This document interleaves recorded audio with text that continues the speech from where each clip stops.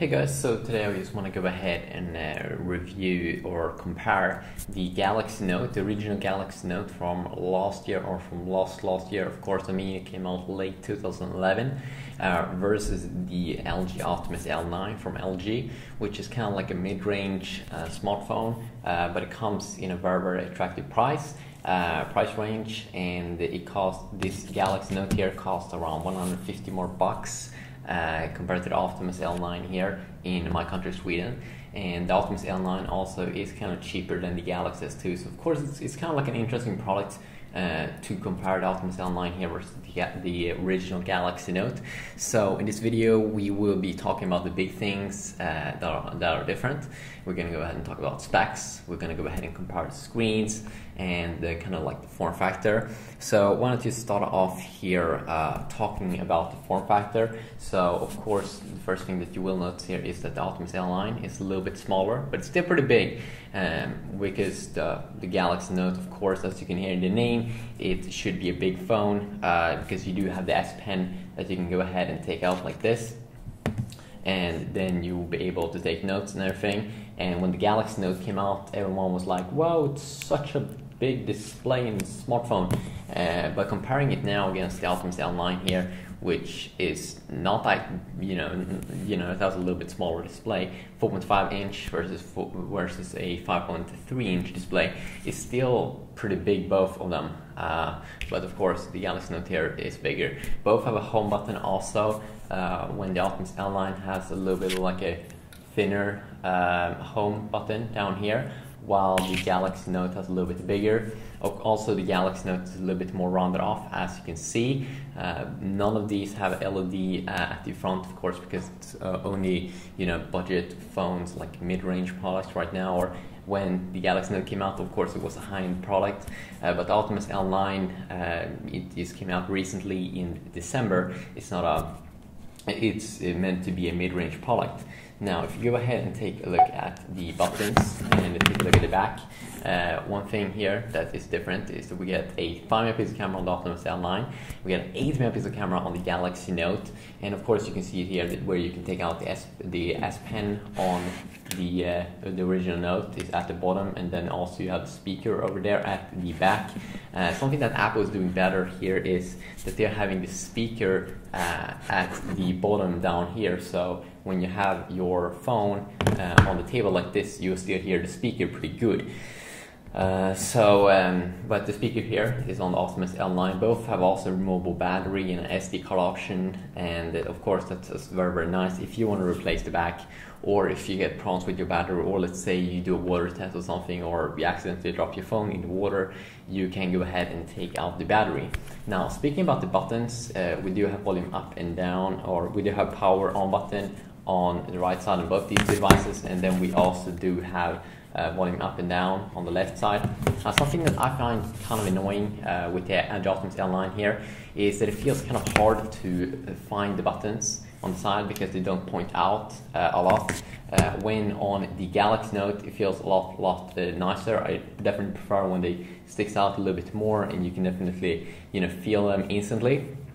That's just a thing that I prefer, but other people might prefer this. In terms of material here being used, both feels very much plastic, while you get like a glossy plastic feeling here on the Galaxy Note, while you get a little bit more of a hard plastic feeling here on the Optimus L9. So something that you also might want to know. Now, if you go ahead and turn on the displays here, and you can see here that of course we do have Samsung's own TouchWiz UI on top of Android here, so we get the latest version of TouchWiz, and right now the latest version of TouchWiz for the Galaxy Note is the latest version of Android for the Galaxy Note 12, but right now it's Android 4.0 ICS, but you can go ahead and flash Android 4.1 Jelly Bean right now as we speak on the Galaxy Note, and that's what I've done with the Galaxy Note. And the official Android 4.1 Jelly Bean update for the Galaxy Note, it will come out in next month. Samsung has now officially said that, like Samsung Ukraine. And then of course you get Samsung's own TouchWiz UI on top of that Android version which is making the UI look a little bit different, but this is how Jelly Bean looks like. You do have a volume slider down here. Of course, you get Project Butter, which is making the device even more smooth. You get to go now when you tap down here.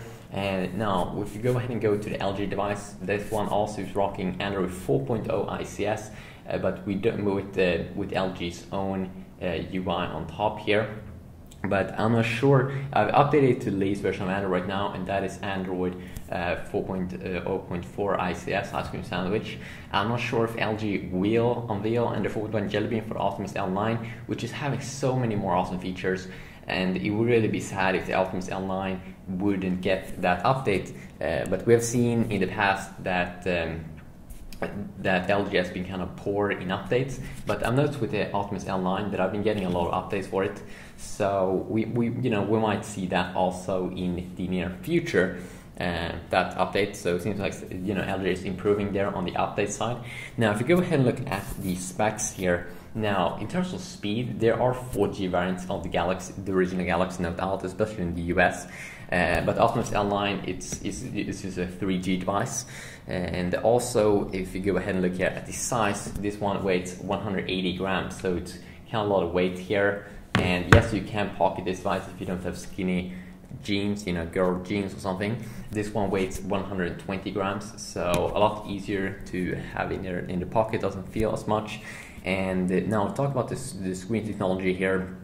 This one is using the Galaxy Note, is of course using a Super AMOLED screen, which really is an awesome screen that Samsung is using a lot of their smartphones.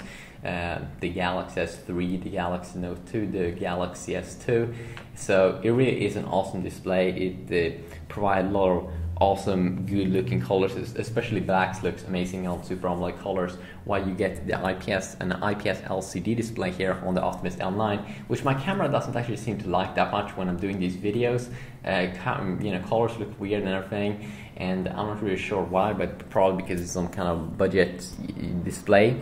But they're still, both these displays are very kind of high resolution. You get 245 pixels per inch here on this 4.5 inch IPS LCD display, while you get a little bit higher PPI here on the Galaxy Note, 285 pixels per inch on a 5.3 inch display with a resolution of 1280x800, while the Optimus L9 is having the resolution of 960x540. And if you go ahead now and take a look here at the memory side, there's also one very big thing that's better with the Galaxy Note, and that is, first off, you get an SD card option on both these two devices, an SD card option when you remove the back on both these two devices, and you can insert up to 32 gigabytes. I know there's higher SD cards right now available, but I'm not sure if they work with these two devices. But you can go ahead and plug that in, and then you can take a lot of pictures, a lot of videos, and store that on that SD card. But if you want to install apps and things like that on the SD card, then that is kind of hard to do right now with the latest version of Android. So it kind of sucks with the Optimus L9 because this one's only being sold in like 4 gigabyte variant, while you get the Galaxy Note in 16 and 32 gigabyte variants. This is a very big deal that you might want to consider if you want to play a lot of games. If you want to have a lot of high-end games on your device, you should definitely consider the Galaxy Note, because you can only install kind of like one high-end game on the Optimus L9 because it only contains 4 gigabytes of internal storage. And both these two devices is running in terms of multitasking 1 gigabyte of RAM, so definitely should provide some awesome performance there in terms of multitasking. You shouldn't have any issues whatsoever. If you go ahead now and take a look at the camera, you get an 8 megapixel camera here on the Galaxy Note, while you only get a 5 megapixel camera here on the Optimus L9.